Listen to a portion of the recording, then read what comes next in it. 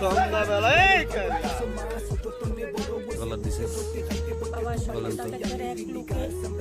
আমার সাথে অবৈধ কাজ করতে চাইছে। সে অনেকদিন তালাকে আমার কইছে, আমি গুরুত্ব দিই না। পরে রাতের 12টা সে আমার ঘরে ঢুকিয়া আমার লগে ফাটসাফাটসি লাগাইছে, আমার জামা একটা সিঁড়ি হেলাইছে, অনেক ফাটসাফাটসি করে আমি একমতে তার থেকে মোবাইলটা লইতে পারছি। মোবাইলটা লইয়া আমি সকল টাকাতারি করলাম যে ভাই,